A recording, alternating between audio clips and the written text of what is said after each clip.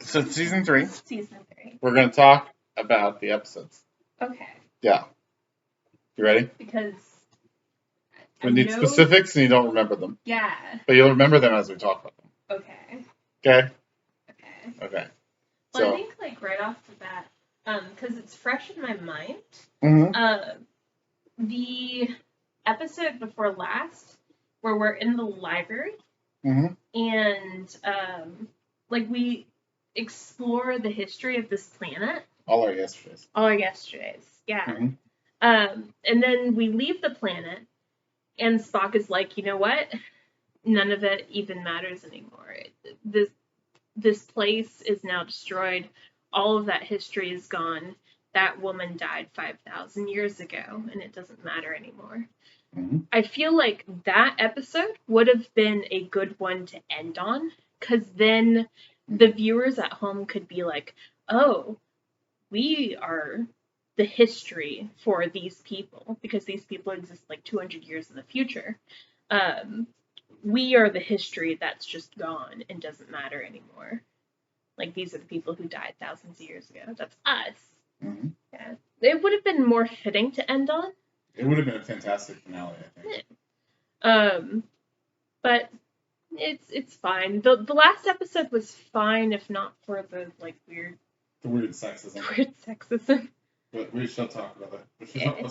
So first episode. Oh yeah. Spock's brain. Oh. Which also has weird sexism in it. Oh yeah. Yeah, that was strange. So these alien women abduct Spock so that they can use his brain to control the colony. Because they have to have a man brain do it. They can't do it themselves. I feel like just describing that episode is enough. Like, we already know what foot we're off on. We know how ridiculous this is. Brain and brain, what is brain? Brain and brain, what is... You know, the legendary line that will live on in our hearts forever. It's true. And then there's a teacher that teaches. So like when the woman puts the teacher on her head, she becomes super smart. You know, right? You know, I think we already understand what kind of episode this is. Yeah. And then we don't have to. And then McCoy puts the teacher on his head. Oh man. And then he can do brain surgery. Oh man. Mm-hmm. We're good. Yeah. This is just but it's a fantastic episode. It's a good example of Star Trek the original series. Yeah. It has the sexism in there. Oh, and they're the bringers of pain and delight. Because there's men on the surface, and the women are in the underground. The third season has this weird thing where there's always like a woman that Kirk has to kiss. Yeah, almost every episode. This kind of gets us off on the right foot in that department. You know, weirdly enough, he did not kiss the woman on the last episode. What? Oh my gosh, no, he didn't. That was a prime opportunity to have him kiss that woman. Even though, yeah, in the last episode, Kirk even had a relationship with the woman who was featured. And Janice Lester. There was no kiss. No. They switched bodies. That would have been the prime time to do it. But here's the question. Too weird for the 60s. Here's the question. It's too much for them. If you switch bodies with a woman, then you kiss your body. Is that gay? I think that's too much of a loaded question for the people of the 60s.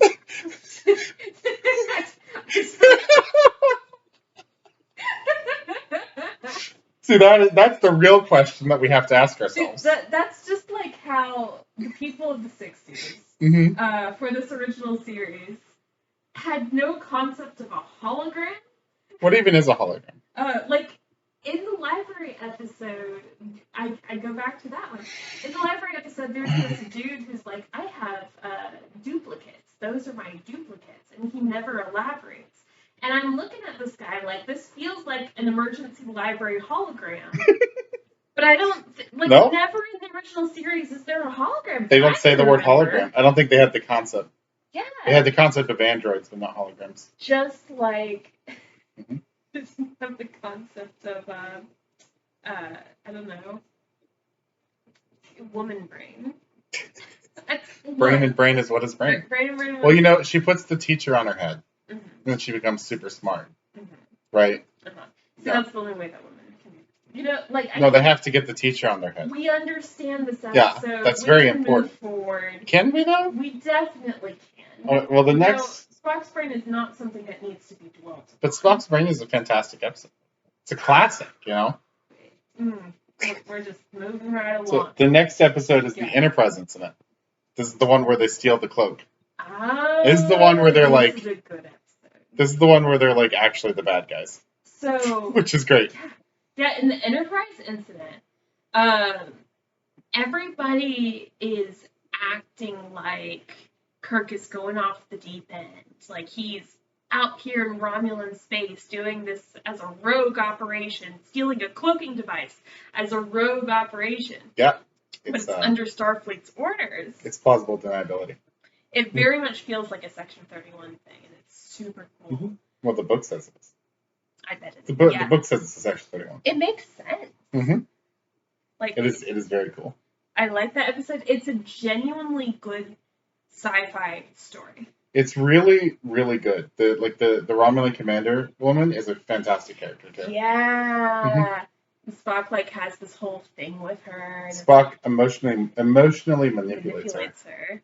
Mm-hmm. It's just a fun story. It doesn't have the usual hang-ups that the original series has, like the weird sexism and yeah, genuinely good sci-fi story. Yeah. Not many episodes can say that. That's true. Yeah, and it was in the third season. Here we are. Third season has a bad rap, but But Enterprise Incident was really good.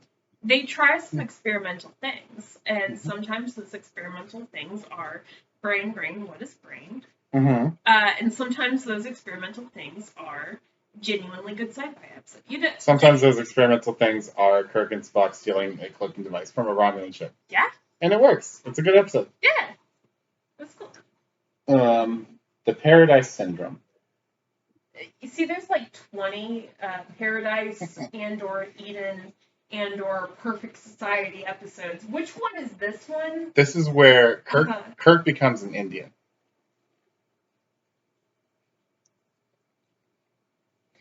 So we don't have to dwell on the white savior. No, we gotta talk about the white savior episode. Kirk goes down to the planet, and he has his memory erased, and he comes out of a giant statue, and then everybody thinks he's a god. And he's on this planet, the planet of the Native Americans, for a while, and he becomes a Native American, and he's gonna marry this woman. We've seen because he's the white savior. You know what? Road to El Dorado was a better movie. Road to El Dorado was a good movie, but it was a better movie than this episode. This is just like Milo from Atlantis, white savior. Oh my god, I'm good. Yeah. I don't feel qualified to talk about this. You don't want to talk about the white savior episode? I don't feel qualified to talk about it. It's just hilarious that they thought Planet of the Native Americans would be a good idea. It's very strange to me that they have this crazy setting where you can go off to different worlds, and they're like, you know what? Instead of having an alien of any variety, we're just going to have a human race. Mm-hmm. Like a human ethnic group, and they're aliens. It's very odd. It's a weird very mindset. Racist. Yeah. Do you know it was a really alien world that had an alien mindset was when we had the two planets that were fighting each other peacefully by disintegrating the people that they virtually hit. That's genuine. That was a fantastic episode. That's a good. That's not juxtaposition. That's not a human culture. Yeah. That's just a completely alien thing.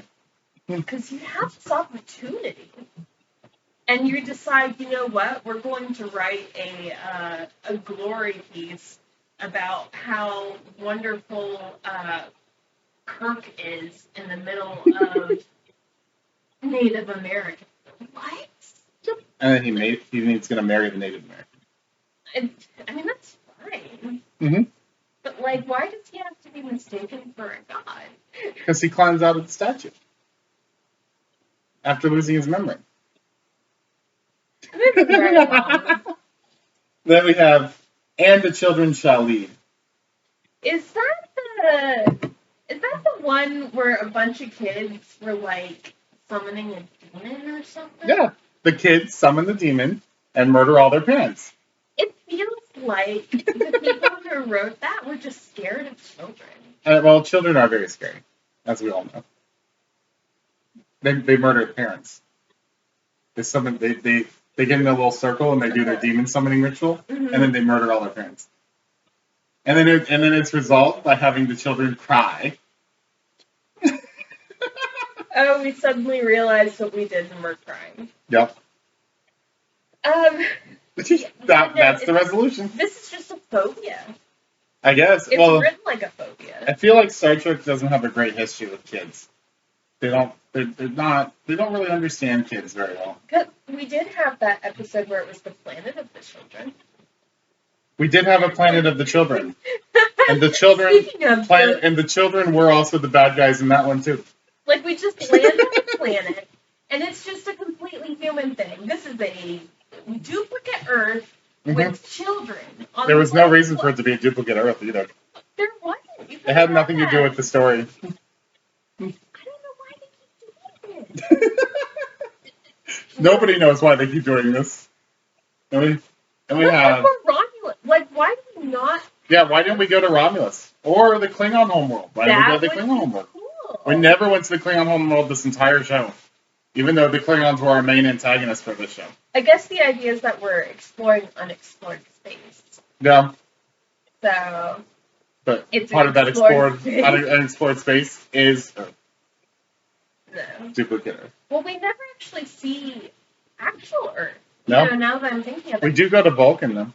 We do. One time. We do that. But that's because Spock is having his Pon farr ordeal. That was a great episode. That was good. I like when Spock threw a bowl of soup at Nurse Chapel. That was very funny. He threw it at Gene Roddenberry's wife, so see. Don't. But now we have, Is There in Truth No Beauty? Now this one I did like. Which one was that? This is the one with the alien ambassador that when you look at it, you die. Oh. And the one that was kind of meant to sell stuff. with the medals. Oh, with the IDIC medal. It did feel like this episode was trying to say something, though. It felt very Beauty and the Beastie. Well, it had that, and it had we accept everyone, regardless. Yeah. Of what they are, and we're going to try to work towards accepting.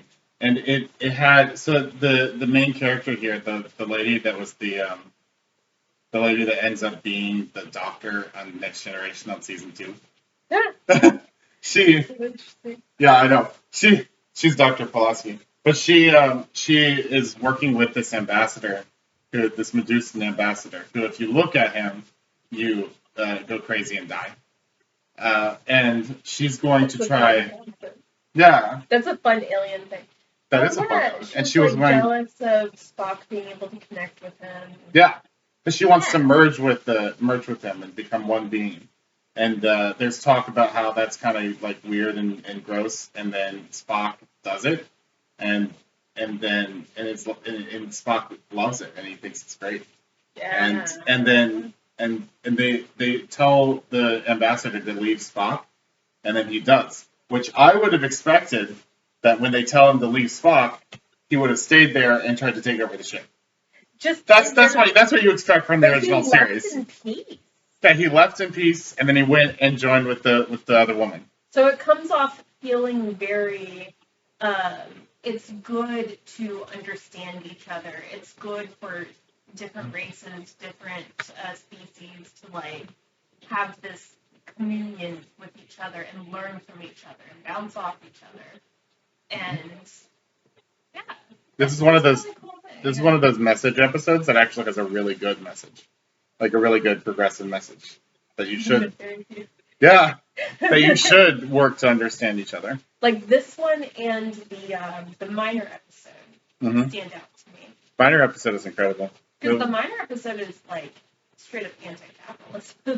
Like it's like an actual Marxist episode, which is insane. I would never expected that. Like you're putting these workers into this position where they are breathing in toxic gas and it is physically affecting them and physically hurting them, and then you're blaming them for the way they act because of what you put them to do for your well-being to maintain your lifestyle.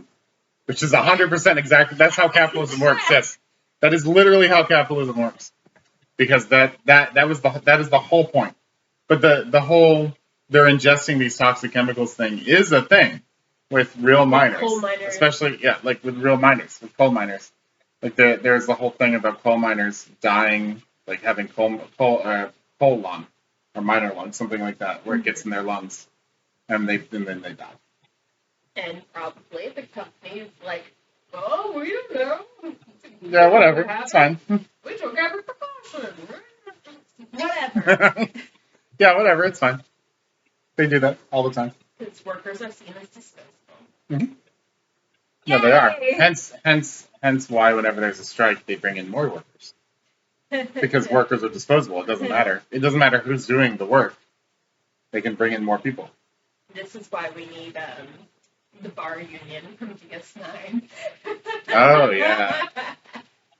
Yeah, we do need the bar union. The only weird thing about the mine episode, which was, I can't remember what it was called.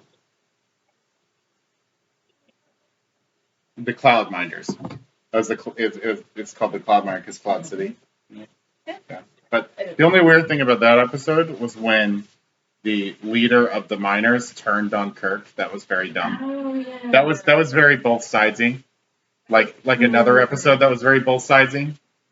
It felt like a justification for the way they were being treated, which just. Well, it's very both sidesy because Kirk then makes her and the leader of the Cloud City dig in the mines to like feel the effects, so that they both believe him that it's actually a thing that's happening. Where there's no reason for her to turn on him like that, just because she doesn't believe him and thinks it's a trick. Yeah, we could have done without that little part. Yeah, that part is a very both sidesy kind of a thing.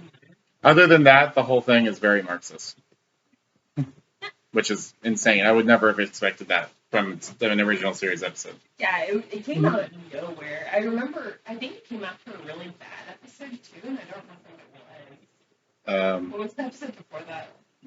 The Way to Eden. Oh, another Eden? Yeah, it was the hippie episode. We'll talk about. Oh. Wait, we'll talk about. Let's go in order here. Oh. So, Spectre of the Gun. Spectre of the Gun. Oh, is that the Western That's the Western episode. That was just very funny. Or very fun. Yeah. Mm-hmm. We just have a Western in space with this, like, really artsy set design.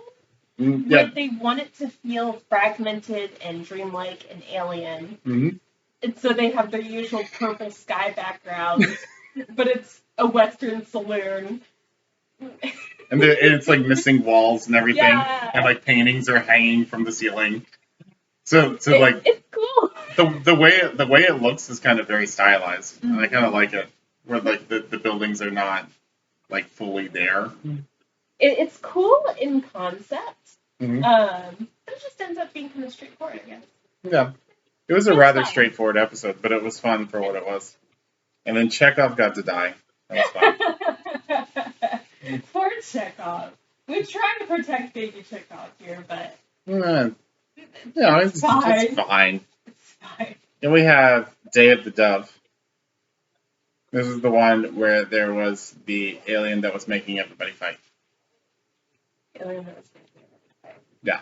That's so normal. What? It was there was an alien that that feeds on negative emotions and made everybody fight on the Enterprise. There was a Klingon ship that got destroyed by this alien entity, and then the Klingons were on the planet, and then Kirk beams down to the planet, and the Klingons demand they Kirk give him the ship because his ship was destroyed, and he thought that Kirk destroyed it. I have like you remember this? No memory of this. No.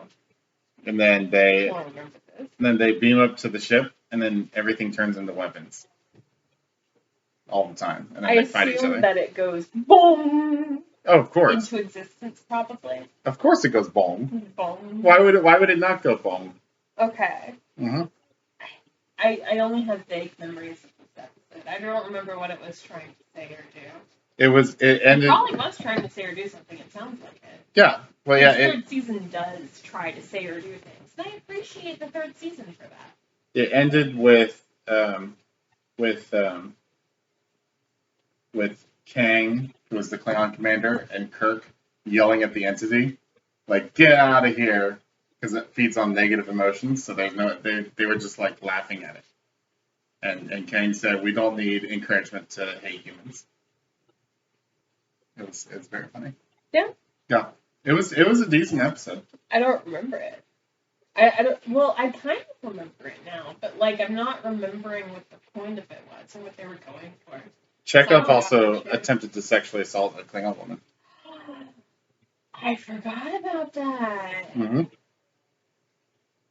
And I think wasn't that like treated with gravity too? Mm-hmm. For once. Yep. And Kirk pulls him off of her and stops him from doing it. Good. Mm-hmm. And it was because of the the entity was making everybody have negative emotions toward each other, and like making them fight and hateful and everything. It was like the only time Chekhov is really menacing. Yeah. Because Kirk can be menacing. Chekhov's normally a good Spock can be menacing, but Chekhov is never really menacing.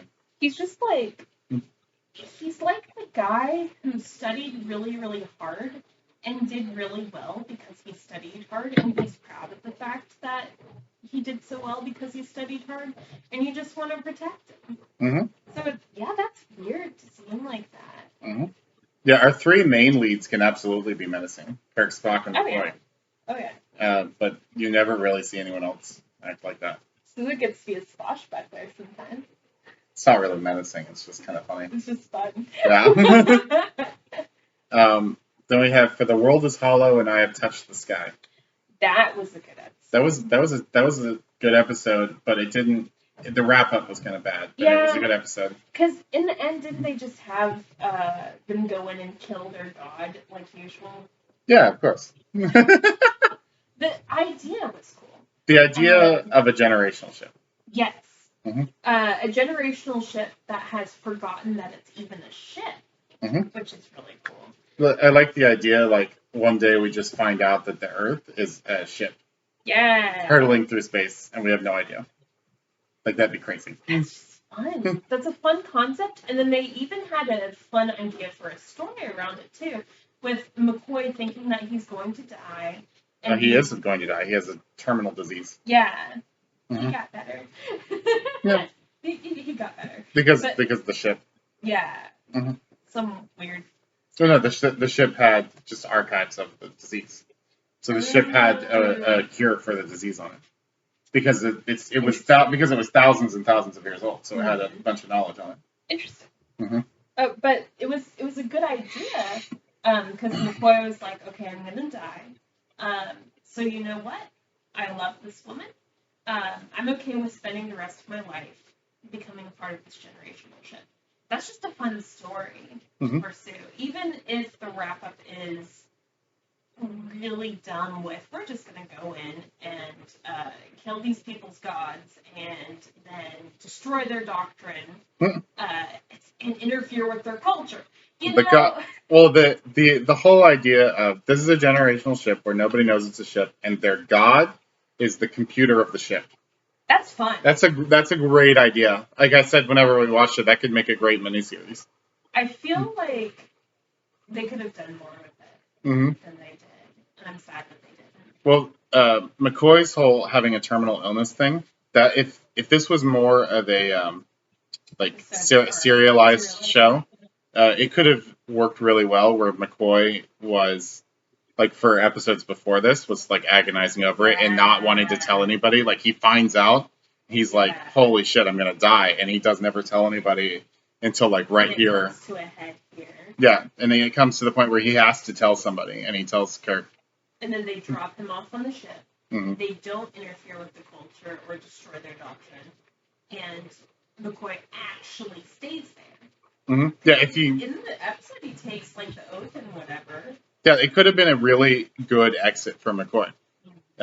Obviously, the show does not want to get rid of McCoy. Like, obviously. But it could have been a really, like, fantastic, dignified exit for this character. Because they did the exit for the character, like you said. Like, they had him take the oath of becoming one of these people. And he was really adamant about wanting to leave because he's like, I only have, like, a year to live. Like, I might as well enjoy it. Yeah, I'm just going to enjoy my last year. Yeah. Mm-hmm. It's a very good episode. Except for the wrap up. The wrap up is bad. Other than the wrap up, it's good. Here we go. The next season has some legitimately fun ideas to play with, and it really does. Like you could take a lot of these ideas, like from this episode, the generational shift, be like, okay, this is going to be the core of a story that I want to write now. Thanks for the idea. Like, I'm going to do it better. Thanks, bye. Right? You could with a lot of these. You could. And then we have the Tholian web. So the Tholian web is not so much about the Tholians, because the Tholians capture the Enterprise and the web. With the like, yeah. Lines through sky. Yeah. Yeah.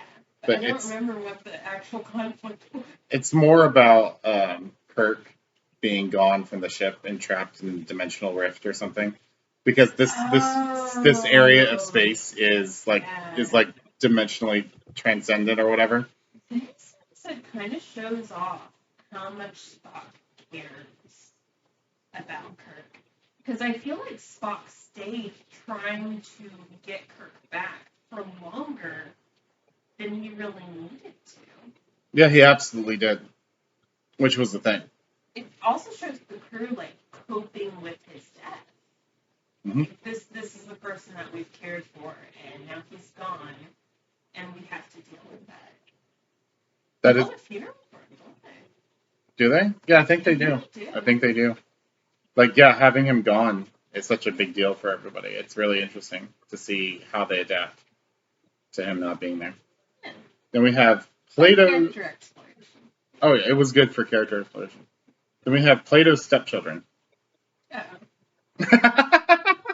Is that what I'm thinking of? Wait. What are you thinking of? I don't remember, but it just it rings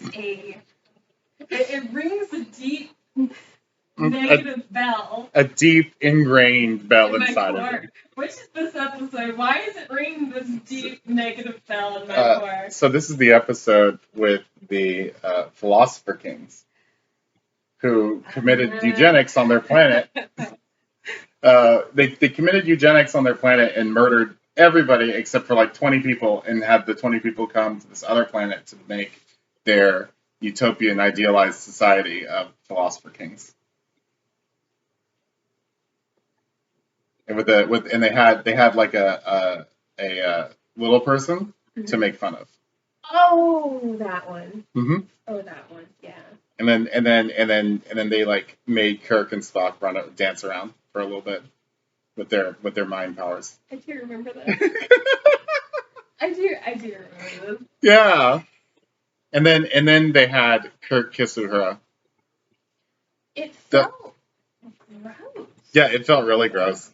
Like, it's not progressive at all. It gets way too much attention, but it's not. Oh, no. It felt like them kissing was a negative thing. Like, these two people should never kiss.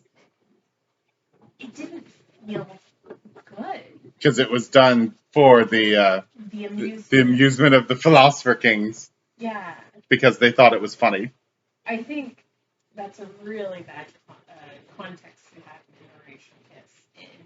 It sure is. During this time period, especially. This is not a progressive thing. Yeah. Showing an interracial kiss as a bad thing is really bad. Like, if you're going to do it, at least portray it in a positive light. Have them have like an actual little romance in an episode. You could have her be the woman of the week. Yeah, why not? Like she's Kirk can have a romance with the hero. That's fine. Yeah, why not? Yeah, because she's black. Can't have a romance with a black person. Like she sings good though. She does sing good. She's anyway, this episode was shit. Moving on. Isn't that the one where we get to see like Spock and Kirk on full force? Oh yeah, and hilariously so. It went off the rails real early, and it stayed off the rails. Mm-hmm. Moving right along. Then we have Wink of an Eye. So this was the aliens that are too fast to be seen. Oh yeah, that's also a really fun concept. And they wanted the Enterprise crew to have babies because they couldn't have babies because they were too fast. Oh yeah, it's the idea that this is a race that can only continue by sacrificing somebody else. Like sacrificing somebody who's in a different species. Like that's a fun idea. Mm-hmm. So then you kind of get tangled up in, is this really moral? It doesn't feel very moral to have to do that, but then you also don't want to leave them to die. So like... Yeah, it says their plan is to use the Enterprise crew to help propagate their species, whose men have been rendered sterile by the same natural disaster that caused their accelerated state. Yeah, it's a fun concept. So they cannot have children, but they have to use other people to have children. Mm-hmm. But then they have to be accelerated as well to then have children. So they have to leave their previous life. I feel like there's got to be a way for them to do that where the party that they take is consensual. You would think so. Like if it can accelerate this other person too, and they want it, and they're okay with it. Like have some sort of system in place where you can volunteer. I don't know. But how? But you won't. You don't even know they exist until. That's true. You get accelerated. That's true. Hmm. Yeah, it brings up a cool moral quandary, and I have no answer for that moral quandary. Ooh. Yeah. And which is also a rarity. Yeah. In the show. Usually the moral quandary is, oh, this is a really bad hot take. But it's not often that there's one where you're like, yeah, I don't know. That's a good question. Yeah, like how would you handle that as Starfleet? This race that cannot continue existing without essentially kidnapping someone from another species. Mm-hmm. I don't know. If I were a Starfleet admiral. No, like how do you deal with that? Yeah. And we have the empath. The empath. Mm-hmm. Which is that? Oh, that's the one where they go deep into the planet and it's all black, and then because it's all dark because they're in the middle of the planet, and then there's the one lady who's an empath, and then these aliens are trying to see if she's worthy of saving, to see if she saves somebody's life. It's like, we don't know if your species is worth saving if you won't save someone's life. This episode felt like it was trying to speak to me. I know it. Yep. They had this interpretive dance lady. Mm-hmm.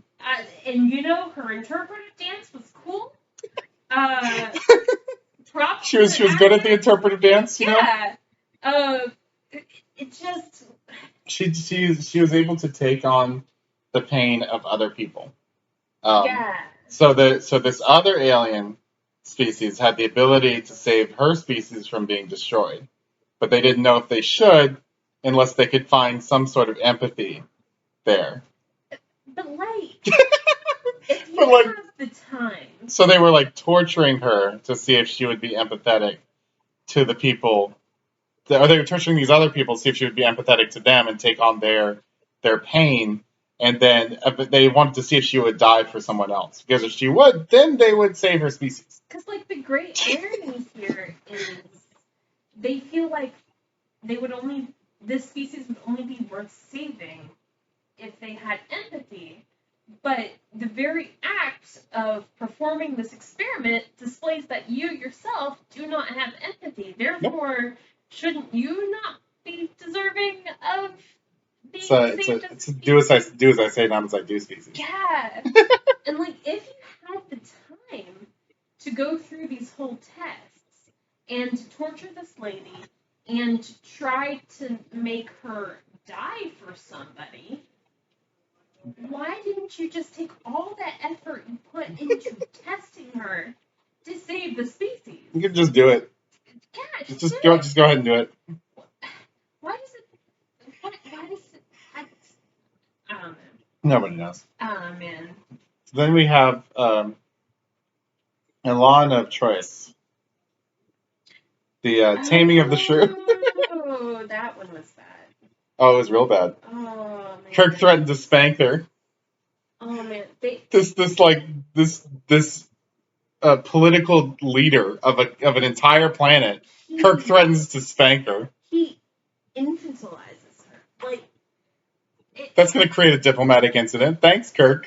Like this episode where Kirk treats a political leader like an infant because she's a shrew woman,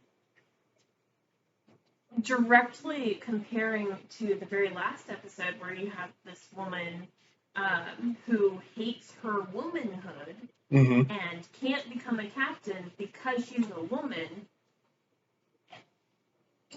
You can't look at the original series and say there's no sexism. You just can't. No, the sexism is baked into it. Because, like, this... It's part of it. This lady who's set up as a shrew, she is a queen. Yeah, she's a literal political leader of a planet. An entire planet. Like, in her culture, what she does is acceptable in her culture because she is a queen.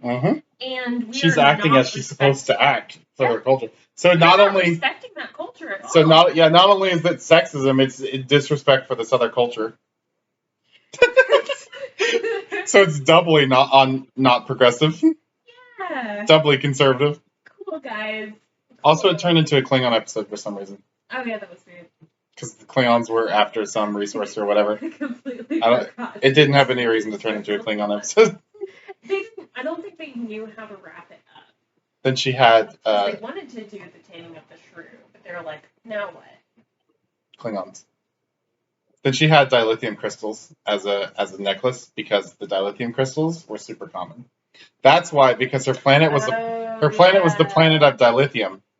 And yet somehow nobody caused a burn to happen. Is that where the burn originated? Probably. I mean, why aren't all the ships completely disabled if her planet is planet of dilithium? Well, like, you would think that the people on her planet would, having been born near dilithium, would adapt to the dilithium. Yeah. And any time they lost their mother. Yeah. Anyone on that planet who ever had their mother die is now going to cause all ships in the entire universe to just go. All ships that use dilithium, all of dilithium is going to blow up. It's a wonder this universe has not been destroyed before this point. That you would expect it to. You know? Yeah. Not a great episode. No. They didn't know where to take it. They just wanted to have Kirk be sexist towards a political figure for a while. Well, they just wanted to remake Taming of the Shrew. Yeah. The Shakespeare play. Without any conclusion. Yeah. Oh, even they had this weird thing where they said that the woman's tears.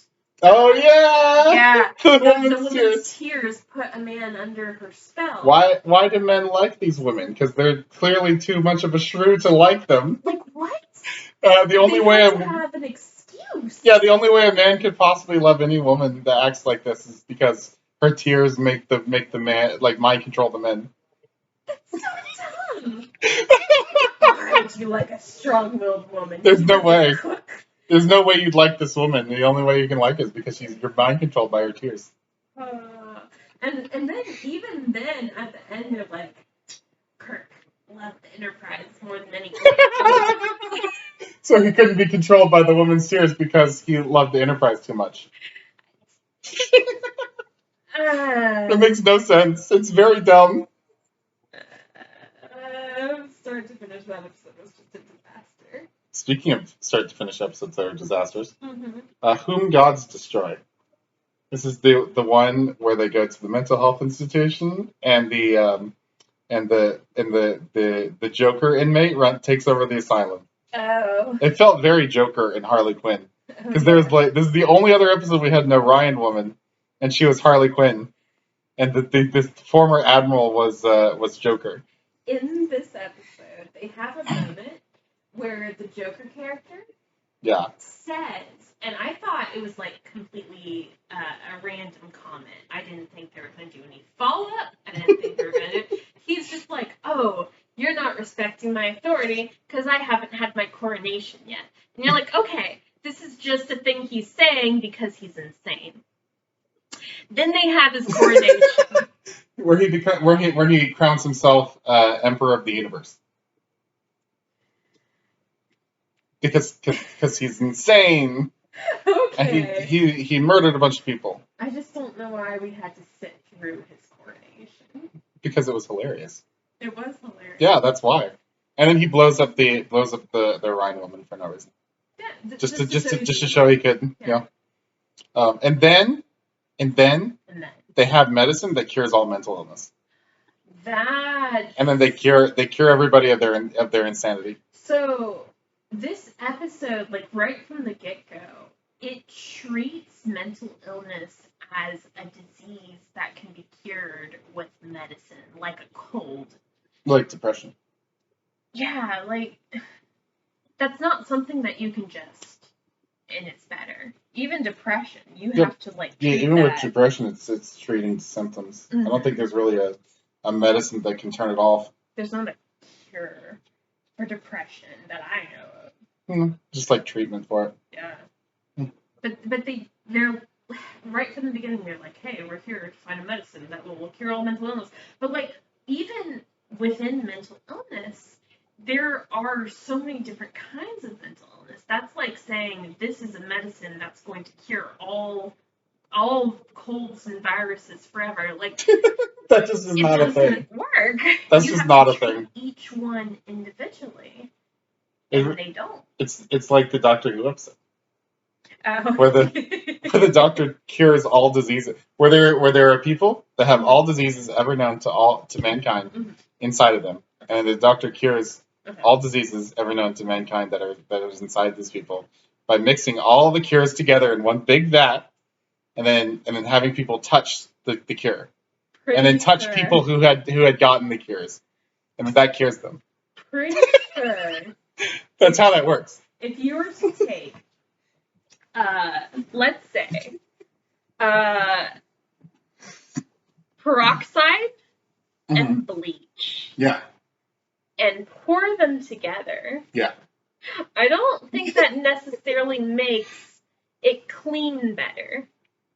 I think you have a recipe for someone getting seriously hurt and ill. We don't mix chemicals here. But that's how you cure diseases. But like you mix all the chemicals together. Something in there is going to react poorly. Something. You think so, right? Yeah. We don't mix chemicals. That's like the first thing you learn when you handle any kind of chemical is don't mix it with another chemical because you don't know how it's going to react. You don't know what's going to come up from there and probably hurt you if you inhale it. Yeah, I mean, you're not wrong. Yeah. So, anyway. Next episode. Yeah. It's a centrist hell. Let that be your last battlefield. Wait. What happened in this one? This is the one where you have the two guys, and then one is black on the left side and white on the right side, and the other guy's white on the left side and black on the right side. And it's the centrist hot take. This episode is like, you know that meme where you have the guy standing there who's saying, we want to kill all these people. And you have the other guy there who's like, we want to live. And then you have the person in the middle who's like, compromise? It's that guy. This episode is that guy. Because there is a guy who literally enslaved this other race on his planet. Like, actually, in their lifetime. Yeah. Enslaved. Because Not even like a distant memory. 1,000 years, right? Yeah. So it's like, you stopped slavery like 2,000 years ago, but your race literally did it. You lived for like 5,000 years or whatever. So you have this oppressor, right? Mm-hmm. And you have this oppressed person who's just trying to run and not get killed. For help and not get killed. Yeah. And the episode is like, oh, well, both sides are bad. They're just as bad as each other. No, the person, well, the person who is trying not to get killed asks for help to not get killed from other people. How dare they? Therefore, he's just as bad. How dare he ask for help to not get killed? It's like I've heard people say that meme is like overly exaggerated, And yet here we are. And yet that is actually literally this episode. It's like it's not actually exaggerated at all. It really is. We want to kill this guy. We want to not be killed. That's literally what is happening here. And Kirk acts like they're both bad. It's very dumb. Not great. It's very, very stupid. Like, the third season tries so hard to say things.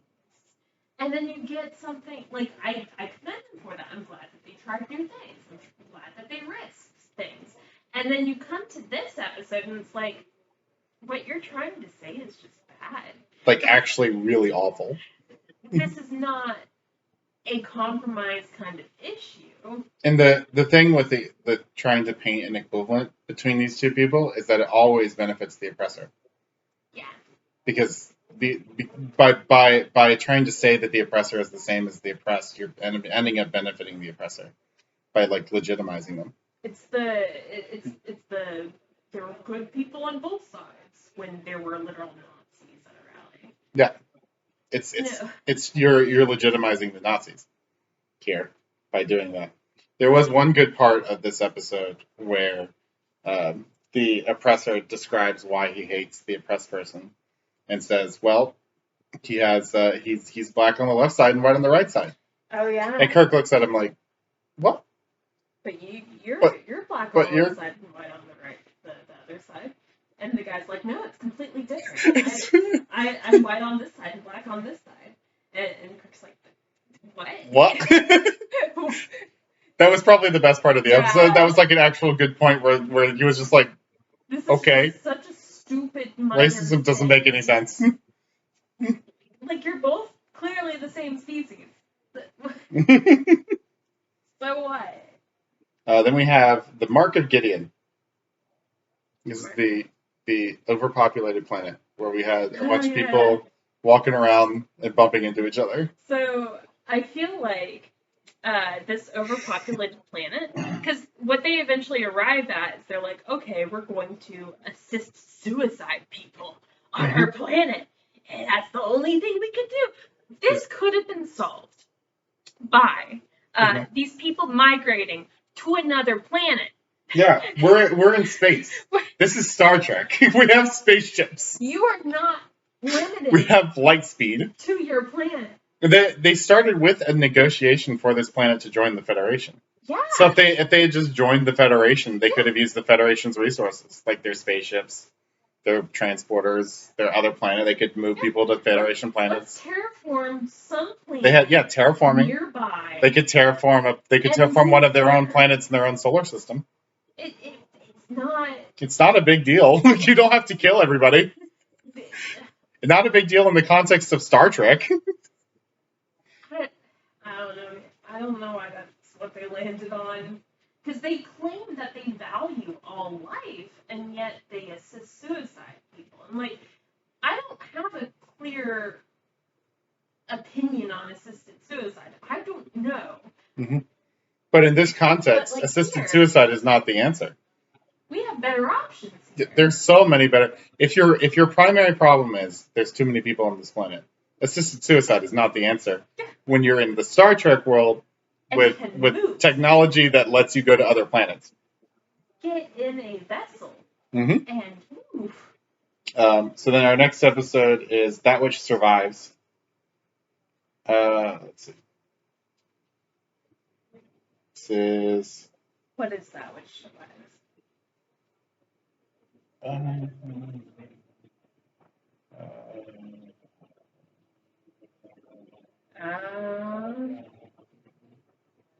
I can see your eyes glazing over. I don't remember this episode at all. Oh yeah, I remember this episode. So this is the episode where there's the one like lady that like murders people by like touching them. Says "I am for you," and then she walks up and touches them. Oh yeah. This is another one of those. It was a very forgettable episode. Concepts, like sci-fi concepts. Mm-hmm. Like you have this planet that's been long abandoned, and you have a hologram. Do they say hologram? I don't think they do, but it seems like she's a hologram. She feels very hologram. Mm-hmm. Because I was just saying, I don't think they ever say hologram. But they have like a maybe hologram lady who is an automated system defending a long dead planet. That's a cool idea. Mm-hmm. It's a cool idea. It's just kind of a forgettable episode. I don't really remember anything about it. I remember at the end, they have a moment where I think Spock says, "Oh yeah, she was probably a really interesting woman." Yeah. Or something like that. And it's like, yeah, I guess if she was the last survivor of this race, she probably was a very interesting woman. And it's sad that help never arrived in time. Because they were waiting for, like, a supply ship or something. Oh, yeah, they were waiting for supplies that never came, and then they died. Mm-hmm. Which is very sad. That is very sad. It's a very tragic end. Mm-hmm. What do we have? So yeah, again, cool concept. I don't think they particularly do anything wild with it. I think it's just kind of a standard sci-fi episode, if I'm remembering correctly. Yeah. The next one is also a standard sci-fi episode. The Lights of Zatar. That sure is a name. This is the one with Memory Alpha, but that's not really the point of it. The point of it is that there's this like alien that possesses this one lady. You know, you say that. I know, right? But like, you have to. Well, it was like this like alien is actually like a bunch of different people, like a bunch of people that are like the last surviving members of a long dead planet that want to live out their existence using this woman's body. That's about it. I don't remember this. The alien life forms are attempting to take control of her body. Scans of the stone determines it's actually a group of life forms, and Kirk tries to communicate with them with the universal translator. Oh, is this the one where they see a thing on the viewing screen and there's the lady on the bridge and she's like, "Whoa, they're entering my mind," and then she like sees the people dead in Memory Alpha. Mm-hmm. Yeah. There's a bunch of people dead in Memory Alpha. I still don't remember this. Yeah, it was a very forgettable episode. I don't remember what they landed on for that. They just get the dead aliens out of her body, and that she's fit to return to duty. That's about it. And they oversee salvaging and repairs of Memory Alpha. Because they don't really land on a whole lot. Yeah, it doesn't really have much to say. Yeah. It's kind of a normal episode. I remember her fighting against the aliens invading her mind and how like her mind, like her brain waves were aligning with their brain waves or whatever. But I don't remember them doing anything with it. No, they sure didn't. They just ended up getting them out, and that was it. Cool. Mm-hmm. Then we have Requiem for Methuselah. Oh, that one I do remember. Mm-hmm. Because you have this dude who obviously is Methuselah. Yeah. This immortal dude. And a bunch of other people. Well, it's because he's lived a very long time, so he's had a lot of different lifetimes and taken on a lot of different names and pretended to be different people. And it makes a lot of sense for a person who is immortal to have to do that. Like, occasionally, like, it's like, oh, look, I'm aging. Look, I have gray hair. And then he moves. And he's like, oh, look, I'm aging. Look, I have gray hair. And then he moves. It makes sense for an immortal person to do that. Yeah, it's a cool concept, again. And he makes an android lady as his perfect woman. Yeah. Because they play with the idea of, okay, you've created a human being from scratch. Now you have to accept that human being makes their own decisions. Mm-hmm. And feels their own emotions freely. That is what you wanted. And you've accomplished it. And now you have to accept that what she wants is not necessarily you. Mm-hmm. Congratulations. And I do think that having that android lady just die is a little bit of a cop-out. Because she ends up having to, like, choose. And during that scene, I thought they're going to have her die, but it would be a better ending if, while Kirk and Methuselah were fighting over a woman, she comes in and is like, you know what? Nope, stop it. I choose neither of you. I'm going to live my own life. And Goodbye. I'm going for it. That would have been a good resolution to that. That would have been the best resolution. Mm-hmm. But I guess in the 60s, women not choosing a man would be unfathomable. Well, they do land on she couldn't choose, therefore she was overwhelmed with it and died and couldn't adapt to it. It still feels a little bit of a cop-out. It does. He became immortal for no reason. There was no reason given for him being immortal. Oh, yeah. He's just one on Earth. She was just immortal. And then he stopped being immortal because he was not on Earth anymore. That was a little weird. I don't know why they decided, okay, suddenly he's not immortal anymore. Oh, you want to talk about the ending where Spock erases Kirk's memory of the woman? Oh, yeah. I forgot about that. Mm-hmm. Yeah, this episode has a very undeserved, very good ending. Mm-hmm. Because while the episode itself does kind of talk about, like, the nature of humans and how humans are unpredictable, we can't control our emotions, we can't control who we love, we can't control what we want to choose. It has a point at the end where Kirk is shown to have genuinely loved this android lady to the point that it is tearing him up inside. He genuinely cared about this woman. And in the end, McCoy has this kind of monologue at Spock. Spock doesn't really respond to it. Kind of a rant. Yeah, kind of a rant at Spock, where he's like, because of what you are, you can't experience love. Spock hears it all. He doesn't respond to it. I expected him to be like, actually, I'm a Vulcan, I feel things strongly, but he doesn't respond to it. Mm-hmm. But after hearing that he could not experience love, he then turns around and performs an act of deep, intimate love.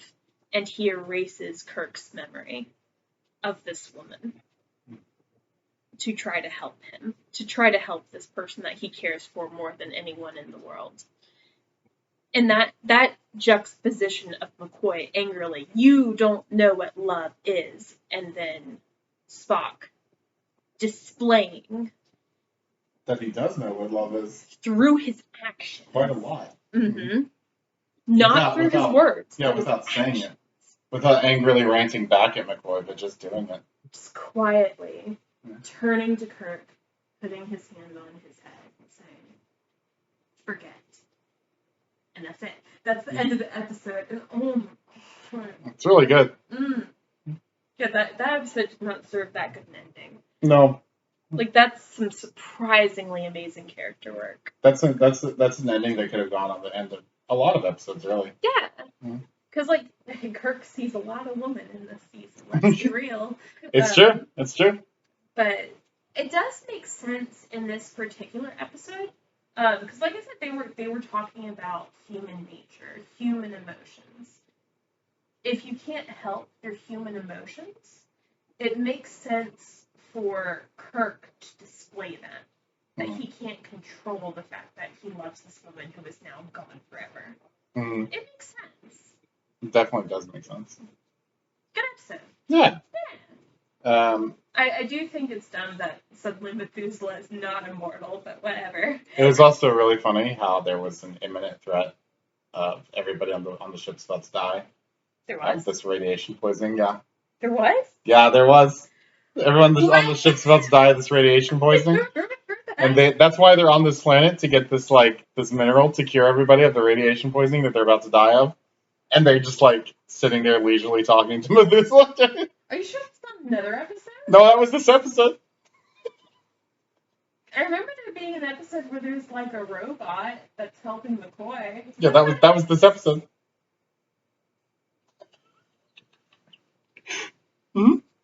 I don't know why Ellie's really enjoying themselves during a crisis, but hey, at least the rest of the episode was good. Right? I don't know, man. I forgot that. Oh, it was pretty great. Then we have The Way to Eden. This is our anti-hippie episode. Oh. Do you know what being a hippie leads to? Death. Don't be a hippie. Cut your hair and get a job. Get a job, hippies. They have these really weird scenes in this episode where they have the hippies playing cute, folksy songs about peace, juxtaposed over people like the Enterprise kind of laying on the ground, not dead, but passed out. That they did. There's a point in the episode where it's going along and it's fine and they're behaving, kind of weird and wacky like hippies do, and then all of a sudden it flips and now they take over the ship and it's super weird because they weren't really acting like that up until that point. They're shown to be malicious and using their cute folksy songs for evil. Yeah, there's a point where they're converting people with their weird cute folksy songs. Everyone's like, "Oh yeah, this hippie thing seems great." Oh wait, nope, they're all unconscious on the floor. Now they're dead. Evil. And they're also complete morons because they get down on this poison planet and die. They also make the conflict about something that real life hippies were not even concerned about. What? Because the guy, the hippie leader guy, has a plague in him, he's a carrier. Typhoid Mary. Yeah, he's a carrier. Yeah. He's not actually affected by the plague, but he's a carrier of the plague. And even though most warp societies are fine, they usually have their inoculations, it's not a biggie. If he were to enter a pre-warp society that doesn't have those inoculations, it would be devastating for those people. Because he could spread it, even though he's not affected by it. They make it out this man isn't. Well, yeah, this man is insane for just continuing regardless of his what needs to not happen. He needs to not go near pre-warp civilizations. Obviously. You can go to a planet that doesn't have anybody on it. Good. But they make the conflict about this guy being set up as a madman rather than actually being these hippies advocating for peace. They just want to escape society and live a peaceful existence away from the the industrialized world that we come from in this planet, which is fine. It would be fine if not for the fact that they had to set up a scarecrow to make them into evil bad guys. And that guy is kind of the evil scarecrow, who's the madman, who is going against something that he obviously shouldn't go against. Yeah. And then, well, they're dumb because then they go down to the planet, and it's like, oh, everything's poisoned, so then they all die because being a hippie leads to death. Oh, there's also the one line by Spock that's super conservative when he says like not even super like super reactionary, like further than conservative when he says that incitement to like discontentment is a crime or not something like that. He's like incitement to disobey authority. Yeah, what's the exact one? Not even disobey authority. Incitement to be to be discontent with authority is a crime. That's what the word is. Stupid. Because like if you don't question authority, how are you going to understand why things are the way they are? But that in itself is an extremely reactionary take. The idea that we're gonna make it illegal to question the government. That's like a dictatorship kind of thing. That's not a... Incitement to disaffection is criminal. And then disaffection is basically saying that you think that the government is not working correctly. Or authority. Yep. Authority in general. You have to question. Gosh. It feels very much like a just shut up. The law is the law, and anything that would disobey the law is evil. Even though we actually have a clause in the Constitution that makes slavery legal for prisoners. Cool. You're telling me that that's not immoral? Like. Yeah, but you're disaffected. You're inciting people to question authority and not obey the authority. So you got to go. It's illegal. It really is an extremely reactionary hot take. It's a very kind of fascisty hot take. Mm-hmm. There's no way that this isn't even like a regular Republican hot take. Mm-hmm. Although they're definitely pretty fascist. They are now. Yeah. This isn't a pre-Newt Gingrich Republican hot take. Let's put it that way. This is a fascist hot take. So that you should. Yeah, that protesting should be illegal, and you should throw all the protesters in jail. Which is why they set up one of the protesters in this as a scarecrow, who is a actual literal madman. It's what you do actually hear from reactionaries now, from Republicans now, that BLM is evil, and that it should be illegal, and that everybody who's protesting should go to jail. Yeah, just ignore all the peaceful protests. Point your camera at the one guy who's kicking in a window. Yeah, that's exactly what you do. The peaceful protesters, cool guys. Well, the good thing about the Capitol riot is that they weren't destroying an AutoZone on North Street. That would have been very serious. Oh yes, they were just destroying the U.S. Capitol. They just invaded the U.S. Capitol. They were just planning. Thank goodness it wasn't Target. Just hanging on, or planning on hanging the vice president. Oh yeah, that's not like kicking a Target around. Yeah, thank goodness it wasn't Target on South Street. Mike Pence that would have been really serious.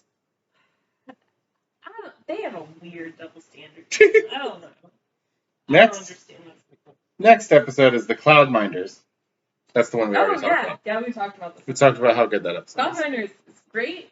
Literally Marxist after we said we're literally questioning authority in this, and questioning and going against the authority in this very episode. The episode after we just said incitement to disaffection is a crime.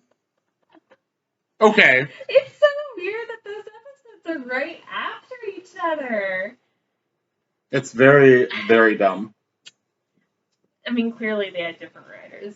Clearly. I assume that the hippie episode had Gene Roddenberry as an author, right? Nope. No? Whoa, that's crazy. Margaret Arman. Teleplayed by Margaret Arman. That's crazy. I know, that's the one. Story by D.C. Fontana and Arthur Heineman. Teleplayed by Arthur Heineman. Those people hated hippies, huh? Clearly. DC Fontana usually has a good reputation because she's like one of the few women writers on the original series, but man.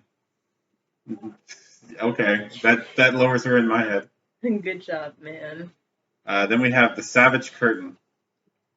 That's the one where we had Abraham Lincoln.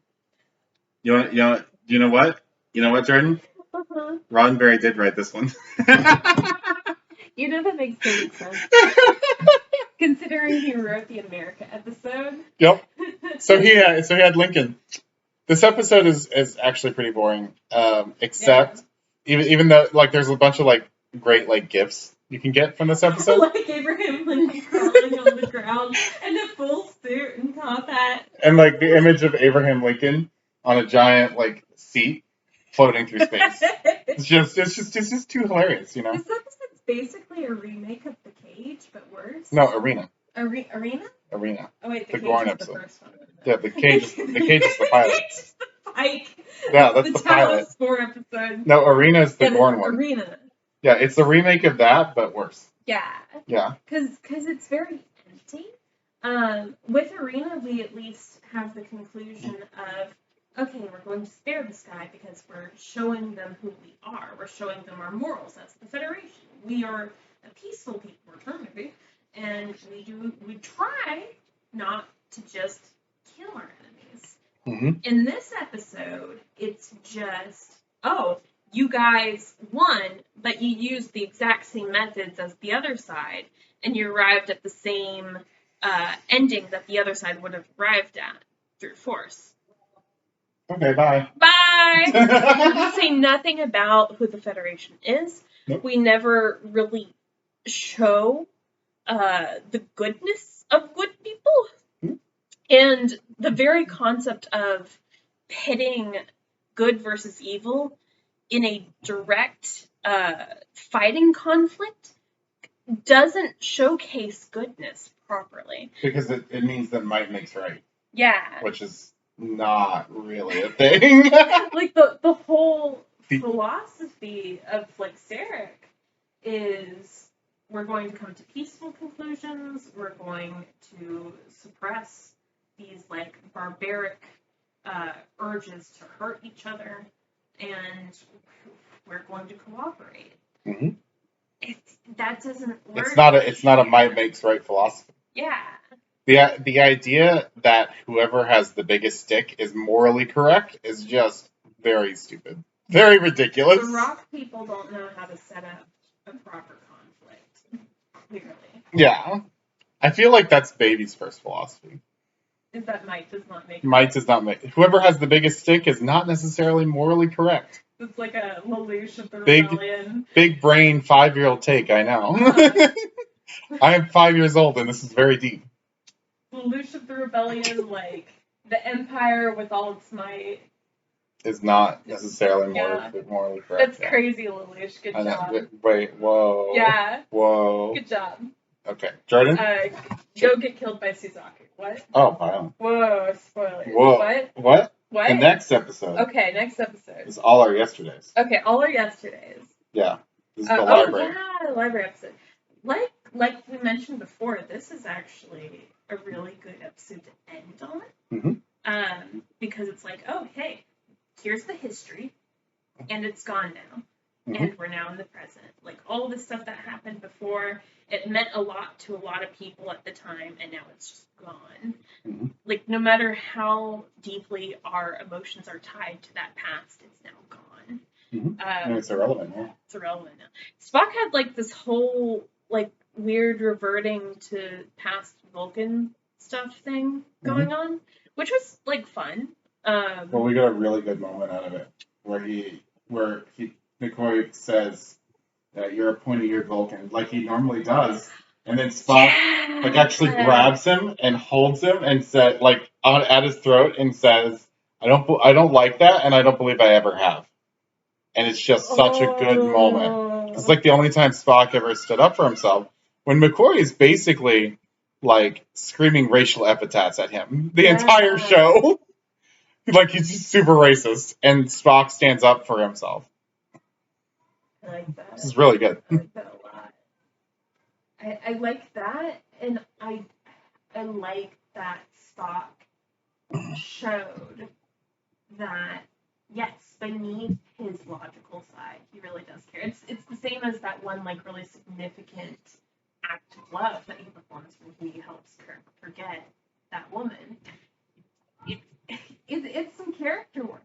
Mm-hmm. Yeah. It's good. Yeah. So then the last episode. Oh. Turnabout Intruder. Quick thing about the library episode. Oh yeah. The whole Kirk being a witch thing doesn't matter at all. No, but it was very silly. And also he beat up an old man. He did. Which was also very silly. Yeah. There's one scene where the old man had Kirk on a little rolly thing and was like trying to roll him into the thing. That was very funny. Trying to roll him through the portal.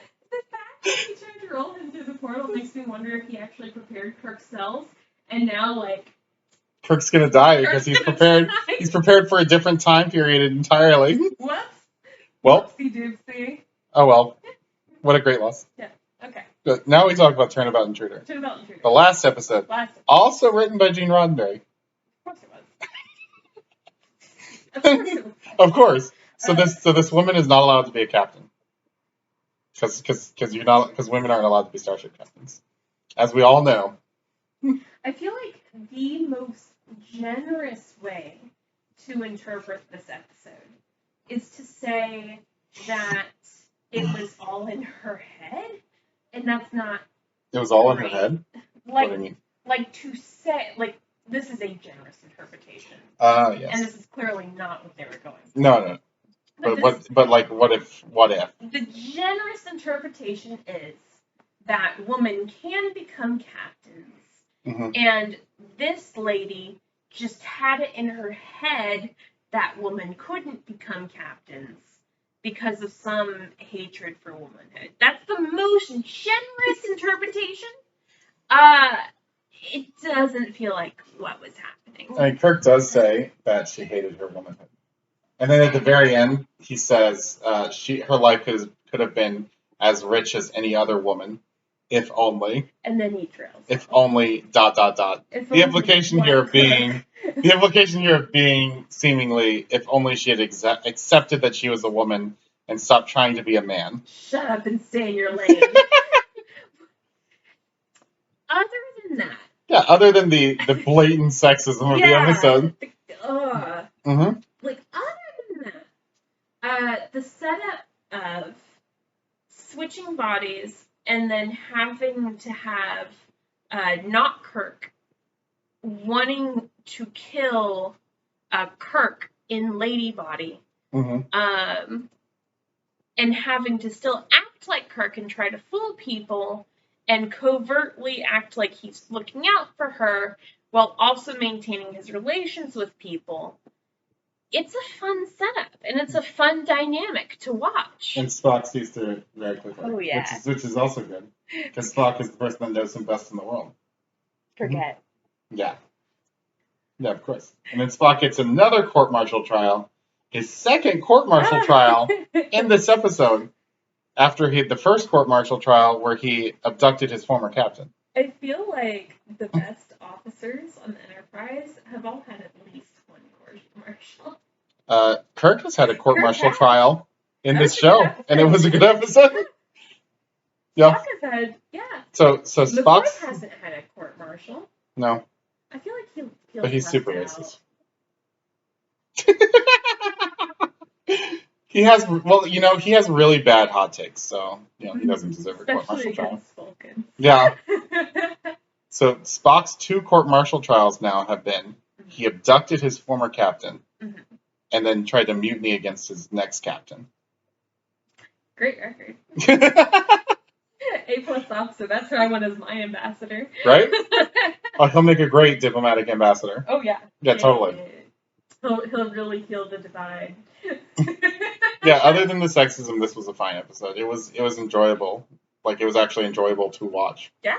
And the dynamic was enjoyable. The resolution was dumb. That there was just a time limit that she didn't know about. Okay. I guess it creates a sense of urgency where she then has to kill Kirk, but it just feels like the writers couldn't figure out another way to wrap it up. No, they couldn't. They didn't. They were like, we got to wrap this up somehow. Yeah. And you know what? We got to get that script on the table by tomorrow morning. Let's just have there be a time limit. Yeah. Like, if how else would we resolve this? I'm not sure. How do we kick her out of Kirk's body? I feel like you would have to have the crew of the Enterprise recognize their captain.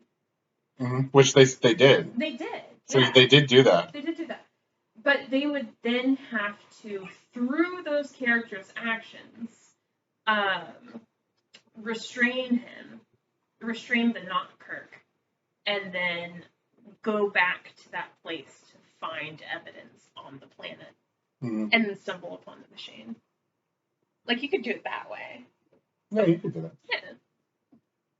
Could. I guess it wouldn't be as exciting visually, because you wouldn't have, like, this big physical struggle, but... No. Yeah. And then at the end, she's like crying and holding the doctor, being like, kill it! Well, that's understandable. She's been through a lot, man. She's been through a lot, you know. Yeah, she's trying to kill Kirk. Trying to kill Kirk. Yeah. Not being able to be a captain. Yeah. Being a hysterical woman. Yeah, you know, that's a lot. Yeah. That is a lot to go through. There's a couple little moments in this episode where they say something that feels borderline sexist. Like, I believe McCoy says something along the lines of, Kirk's temperament right now is not fitting to be a captain. Oh yeah, Scotty says, I've seen him in all these different states, and I've never seen him be so hysterical. Yeah, it feels borderline like, oh, he's acting like a woman. Well, therefore, he's not fit to be a captain. Well, the word historical has historically... Yeah. Historical has hysterically... Hysterical has historically been used to describe women with emotions. Yeah. Mm-hmm. Yeah. Just in general. Whereas men, when they experience emotions like, say, wanting to bury a man when they have a time limit to get off of a planet. That's fine. There's no problem with that. Yeah, that's perfectly right. All right, so in season 3, we had some good concepts. Mm-hmm. They tried to say some stuff, and which is more than a lot of the rest of the show has done. Especially kind of season 1 had a lot of kind of normal sci-fi stuff. But here we're starting to see Star Trek develop into Star Trek. Like that we know and love of Star Trek being. You know, like having ideas and messages and things to communicate. Like what if we take this sci-fi story and we try to say something with it? That sounds like fun. Yeah. It is fun. And sometimes it works. That's what makes Star Trek what it is. Sometimes it doesn't work. Yeah, sometimes it's you have awful messages, and sometimes you accidentally make a Marxist story. Somehow, I don't know how that happened. Marxist story. Whoopsie poopsie Marxism. Not to be mistaken for a whoopsie poopsie genocide. In that episode, they literally said the workers are separated from the rewards of their work, or something like that. Yeah. Which was an actual Marxist point. Yeah. Like actual Communist Manifesto, Marxist point. Yeah. Cool. Yeah. So, the original series party doesn't end here. Oh. Yeah. It doesn't? No, the party continues. Because we're gonna watch the animated series, and then we're gonna watch the movies. We're gonna have more Kirk and Spock and McCoy coming up. The only thing I even remember from the movies is the fact that Spock gets reborn on a Genesis planet and whales. And nuclear vessels. Yeah. That's all I remember. It sounds like you remember the important things. Yeah, I think so. I think I do. Yeah. What? Yeah.